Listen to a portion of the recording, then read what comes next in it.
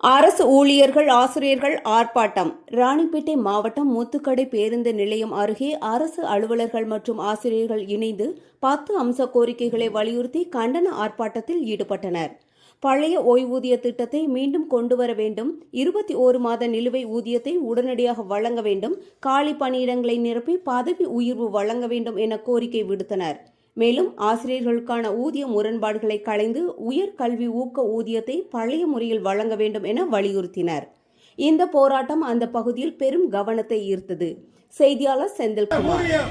கால முறை ஊதியம் வழங்கிடுங்க, கால முறை ஊதியம் வழங்கிடுங்க, நிரந்தரம் செய், நிரந்தரம் செய், வெற்றி கிட்டும் வரை போராடுவோம், வெற்றி கிட்டும் வரை போராடுவோம், இறுதி வெற்றி நமதே, இறுதி வெற்றி நமதே, இறுதி வெற்றி நமதே. ஜெய் ஹிந்த். போட்டோ ஜியோ கோரிக்கைகளை நிறைவேற்று, நிறைவேற்று.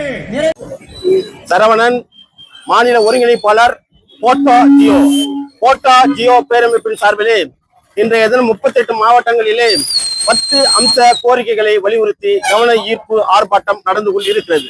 அந்த வகையிலேயே ராணிப்பேட்டை மாவட்டத்திலே முத்துக்கடை பேருந்து நிலையத்திலே ராணிப்பேட்டை மாவட்ட போட்டோ ஜியோவுடைய கவன ஈர்ப்பு ஆர்ப்பாட்டமானது நடந்து கொண்டிருக்கிறது.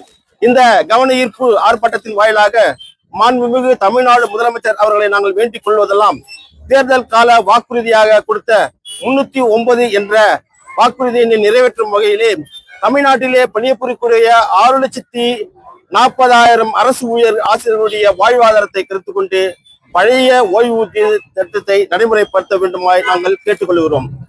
அறிஞர் அண்ணா காலம் தொட்டு 1969 முதல் சற்றேறக்குறைய 51 ஆண்டுகளாக பெற்று வந்த ஊக்க ஊதியம், அதாவது உயர்கல்விக்கான ஊக்க ஊதியமானது தற்போது நிறுத்தப்பட்டு அவர்களுக்கு ஒன்சம் அமௌண்ட், அதாவது 10,000, 15,000, 25,000 என்று வழங்குவதை நிறுத்தி பழைய நிலையிலேயே ஊக்க ஊதிய உயர்வை கண்டிப்பாக வழங்கிட வேண்டுமாய் நாங்கள் போட்டோ ஜியோ பேரமைப்பின் சார்பாக கேட்டுக்கொள்கிறோம்.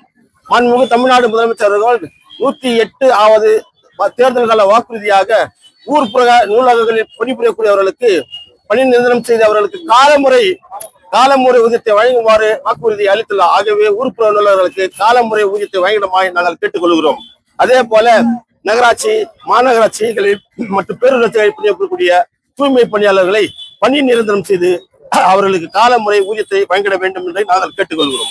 1/6/2009 பிறகு நியமனப்பட்ட இடைநிலை ஆசிரியர்களுக்கு சுமார் அடிப்படை சம்பளத்தில் 3,370 வித்தியாசம் ஏற்பட்டு ஒவ்வொரு மாதமும் 15,000 ரூபாய் வந்து அவருடைய ஊதியம் குறைவாக பெறுகின்ற சூழ்நிலை இருந்து வருகிறது.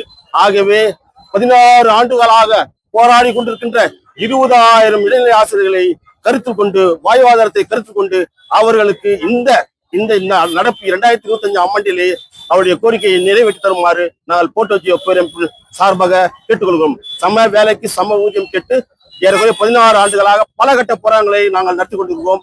அவர்கள் குழுவை அமைத்திருக்கிறார்கள். குழுவின் அறிக்கை பெற்று உடனடியாக அது தீர்க்கப்பட வேண்டுமாய் நாங்கள் தமிழ்நாடு போட்டோ ஜியோ பேரமைப்பு சார்பாக கேட்டுக்கொள்கிறோம். அதே போல தமிழகத்தில் பணிபுரியக்கூடிய 7, 14, 20 ஆண்டுகள் பணிபுரித்தவர்களுக்கு டைம் பவுண்டன் என்ற முறையிலே அவர்களுக்கு பதவி உயர்வு, காலமுறை பதவி உயர்வு வழங்கிடமாய் நாங்கள் கேட்டுக்கொள்கிறோம். அனைத்து துறைகளிலும் 52 என்ற அரசணையை போட்டு சற்றேறக்குறைய தமிழகத்திலே 13 லட்சம் அரசு ஊழியர்களும் ஆசிரியர்கள் இருந்தார்கள். இப்போது 9.5 லட்சம் அரசு ஊழியர்கள் ஆசிரியர்கள் மட்டுமே இருக்கிறார்கள். ஆகவே தலைமைச் செயலகம் முதல் அனைத்து துறைகளிலும் உள்ள காலிப்பணியிடங்களை உடனடியாக நிறைவேற்றும் என்று நாங்கள் எங்கள் போட்டோ ஜியோ பேரமைப்பு சார்பாக கேட்டுக்கொள்கிறோம்.